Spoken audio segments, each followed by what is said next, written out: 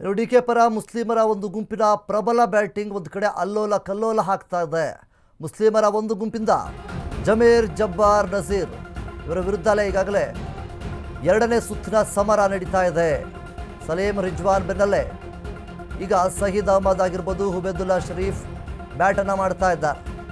ದಾವಣಗೆರೆಯಲ್ಲಿ ಗೆಲ್ತೀವೋ ಸೋಲ್ತೀವೋ ಅದು ಸೆಕೆಂಡ್ರಿ ಅಂಥೇಳಿ ಸಹೀದ್ ಅಹಮದ್ ಅವರು ಹೇಳ್ತಾ ಇದ್ದಾರೆ. ಎಲ್ಲ ಮುಸ್ಲಿಂ ಸಂಸದರು ಶಾಸಕರು ಒಪ್ಪಿದ ಮೇಲೆಯೇ ಸಮರ್ಥ್ಗೆ ಟಿಕೆಟ್ ಆಗಿರುವಂಥದ್ದು.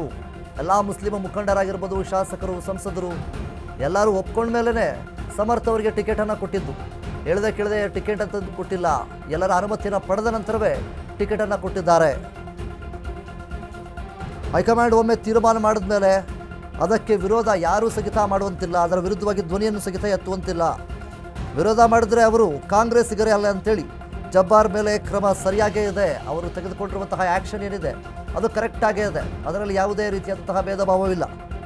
ಯಾರೋ ಒಬ್ಬರಿಬ್ಬರ ಕಾರಣಕ್ಕೋಸ್ಕರ ಇಡೀ ಮುಸ್ಲಿಂ ಸಮುದಾಯವನ್ನು ಬೀದಿಗೆ ತರೋದಕ್ಕೆ ಪ್ರಯತ್ನ ಪಡಬೇಡಿ ಅಂತೇಳಿ ಹೇಳ್ತಾ ಇದ್ದಾರೆ. ಒಂದು ಕ್ಷೇತ್ರದ ಟಿಕೆಟ್ ಸಿಕ್ಕಿಲ್ಲ ಅಂದರೆ ಇಡೀ ಸಮುದಾಯಕ್ಕೆ ಅವಮಾನ ಹೇಗಾಗುತ್ತೆ ರೀ ಅಂತೇಳಿ ಪ್ರಶ್ನೆಯನ್ನು ಮಾಡ್ತಾ ಇದ್ದಾರೆ.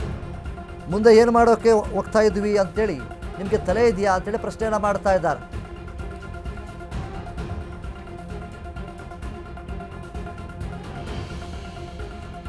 ಸೈಯದ್ ಅಹಮದ್ ಅವರು ಇಲ್ಲಿ ಗರಂ ಆಗಿದ್ದಾರೆ. ಮುಖ್ಯವಾಗಿ ಹೈಕಮಾಂಡ್ ಅವರು ತೀರ್ಮಾನ ಮಾಡಿದ ಮೇಲೇ ನಾವು ಇದಕ್ಕೆಲ್ಲ ಒಪ್ಕೊಂಡಿದ್ದು. ಮುಖ್ಯವಾಗಿ ಏನು ಹೈಕಮಾಂಡ್ ತೀರ್ಮಾನ ಮಾಡಿದ ಮೇಲೆ ಅದನ್ನು ವಿರೋಧ ಮಾಡೋದಕ್ಕೆ ಯಾರಿಂದಲೂ ಕೂಡ ಅವಕಾಶ ಇಲ್ಲ.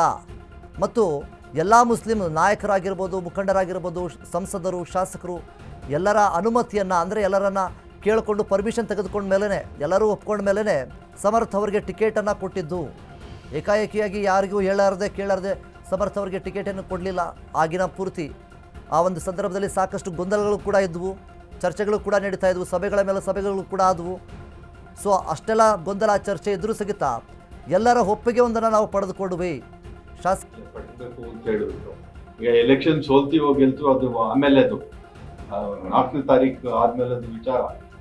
ಸದ್ಯಕ್ಕೆ ನಮ್ಮ ಸಮುದಾಯದವ್ರಿಗೆ ಒಂದು ರೀತಿ ಚುನಾವಣೆಯಲ್ಲಿ ಮುಸಲ್ಮಾನರು ಯಾರು ಕಾಂಗ್ರೆಸ್ಸಿಗೆ ವೋಟ್ ಹಾಕಬಾರ್ದು ಅಂತೇಳಿ ಆ ಒಂದು ಕ್ಯಾಂಪೇನ್ ನಡೆಸೋದಕ್ಕೋಸ್ಕರಾಗಿ ಯಾರ್ಯಾರು ಜವಾಬ್ದಾರು ಅವ್ರ ಮೇಲೆ ಕ್ರಮ ಆಗಬೇಕು, ಅಷ್ಟೇ ನಮ್ಮ ಡಿಮ್ಯಾಂಡು.